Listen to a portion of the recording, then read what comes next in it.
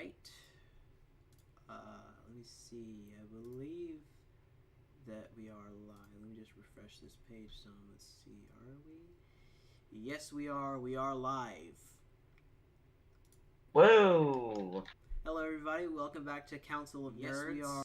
Today, we have a special for the anniversary of the Battle of Trafalgar. We're one day short, but we decided it wouldn't really matter. Sam has put together a nice slideshow, and we're going to go with that. So, Sam? Okay, the Battle of Trafalgar. It happened October 21st, 1805. Of course, off of Cape Trafalgar. So, let's get into this. So, as of 1805, Napoleon, Napoleon Bonaparte, had basically beaten all opposition on the continents of Europe. He defeated, well, the Prussians, the Austrians, the Russians, the Italians, and the Spanish became allies to him. Now he set his sights on his final enemy, Britain. Oh, also he declared himself to be emperor, that too. So, Napoleon sends an admiral by the name of Pierre Charles Jean-Baptiste Sylvestre de Villeneuve, who was actually not as bad as people think he was. He was just terrified of the British commander. So, and Admiral Federico Gravina. The British sent to stop them from clearing the English Channel. They sent Vice Admiral Lord Horatio Nelson and Vice Admiral Lord Cuthbert Collingwood, although he wasn't a lord yet. That came after the battle.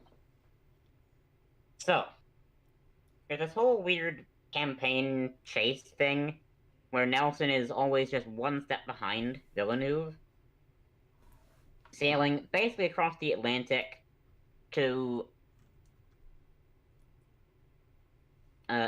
the West Indies, back across the Atlantic to the English Channel, or near it, down the Spanish coast, into the Mediterranean, out of the Mediterranean, and then they finally meet and fight. So, a typical battle in the Age of Sail is something like this painting here, where essentially the two fleets line up parallel to each other, right? Mm-hmm. And they sail past, and they just start blasting until one side gives up. The problem is this is a stupid idea, and it didn't work. Well, that's not fair to say, because actually it had worked very well previously in specific circumstances which were no longer present at this time. So Lord Nelson decides to not do that because it was stupid, and what he does is he divides his fleet into two columns, right?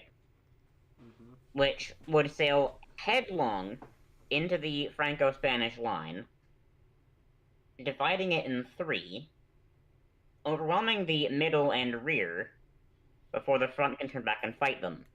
Hmm. It would also allow him to fire into the sterns, or rear, of enemy ships, which is a devastating effect because it allows cannonballs to go literally down the entire length of the enemy ship, rather than the width. And before the battle happened, well, they're sailing in, Nelson hoists his famous signal, England expects that every man will do his duty. But fun fact, actually, he didn't want to say that. He wanted to say England confides that every man will do his duty, but it was easier to send expects, so they did that instead. So, the British are closing in against the larger Franco-Spanish fleet. First thing that happens is Vice Admiral Collingwood reaches the line on his flagship, the 100-gun Royal Sovereign, raking the stern, meaning like, you know, firing into the ship's butt, of the 112-gun Santa Ana. And those two ships then got locked in a duel for the next hour or so. Meanwhile, Victory, commanded by Lord Nelson, followed by Temeraire and Britannia, breaks the Franco-Spanish line behind the French flagship, the Bucentaure, of 86 guns. And Victory fires a raking broadside into the stern that was apparently so devastating that it killed something like 300 men instantly, crippled the enemy ship, and was actually fired at such close range that the flames from the guns' muzzles were singeing the windows of the French ship before the cannonballs hit home. Whoa. Which I'm just impressed. I'm just impressed that he managed to get the ship so close without colliding. Yeah. But anyways, so what happens next is, you know, Nelson takes the ship to the left, fires some more broadsides, and then gets entangled in close combat with the French ship Redoutable. Now, Redoutable was commanded by a guy called Captain Lucas, who was actually not that bad. In fact, he was quite good as a captain, and he had trained his crew as sharpshooters, which is not good for the enemy when they're in close action with you, as it allowed his men to shoot down with highly accurate fire onto the British deck and target their officers, namely Lord Nelson, who was very easy to spot because of all the medals he had on. Now, Nelson is hit in his shoulder, which goes through and breaks his spine, effectively paralyzing him. He does not die yet, though. He's carried below decks to avoid demoralizing the men. And he doesn't die until after the battle. His final words were, "Thank God, I've done my duty." Meanwhile, this thing here, the 140-gun monster of a ship, Nuestra Senora de la Santísima Trinidad, with 4 gun decks and 140 cannons, is surrounded, disabled, and then destroyed. After more fighting, the French ship Achilles explodes, which effectively marks the end of the battle.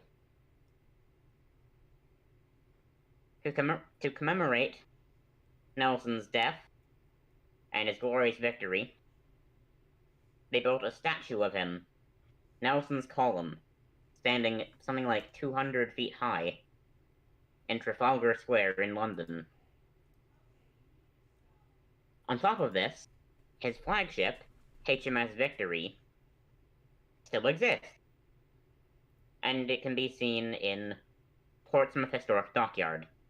It's such a beautiful ship. It is, isn't it? Imagine the skill that would have gone into designing something that, you know, intricate, both deadly and beautiful. Yeah, that's the word. But yeah, that's the basics of the battle. Now I'm just gonna start some fun facts. Alright, first fun fact, right? The Victory, at the time of the battle, was 40 years old. But it was still one of the most powerful ships on the 7 seas, carrying 100 cannon.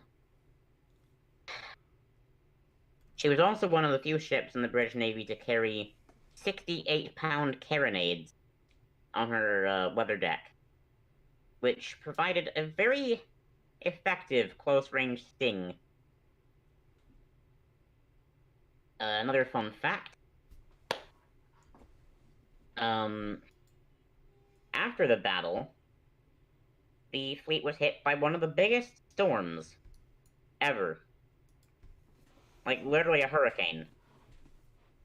The British didn't lose anything, but a whole lot of the captured French and Spanish ships were destroyed. Which was a bit unfortunate, because British could have had a lot of really cool ships. Also, fun fact, there were actually 3 British first rates of the battle. Victory, Royal Sovereign, and Britannia. The Britannia, well, didn't really do much, honestly. Just kind of vibed. For those of you who don't know, first rate is the largest ship classification in the Age of Sail, this era. That would be, like, for those of you Star Wars nerds out, that'd basically be the equivalent of a Super Star Destroyer. Although, more practically, it'd probably be like a battle cruiser, like a Praetor 2 battle cruiser. At the absolute most, an Imperial Star Destroyer at the absolute most. I mean, they were still way, way more powerful than, like, a 74-gun ship, for example.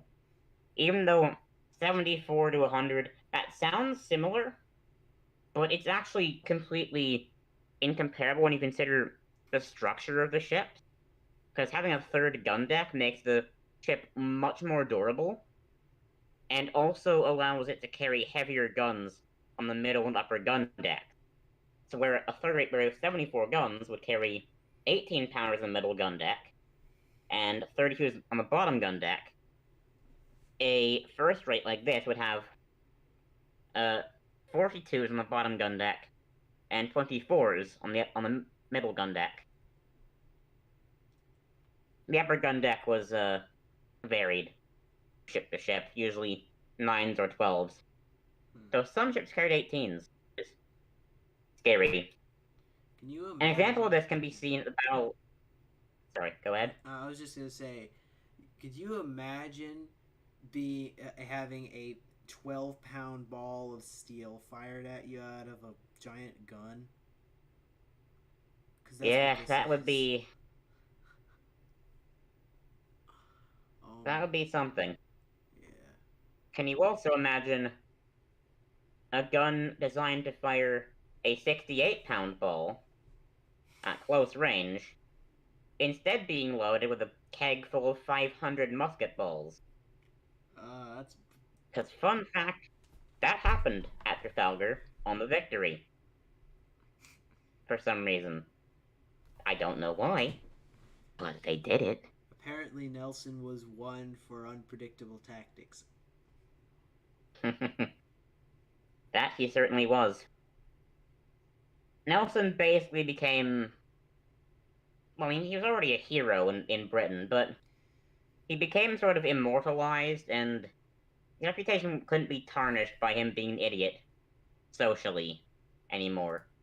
Because, yeah, he'd won the 2 great battles, Copenhagen and the Nile, but also he did a lot of controversial stuff at the time, like cheating on his wife.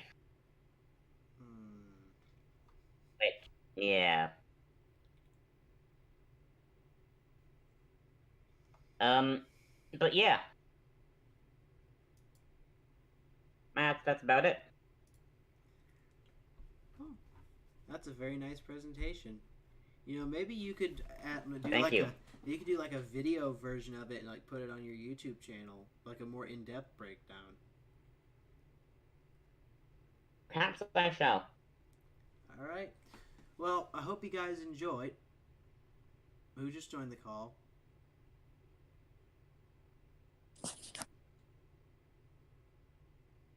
Okay.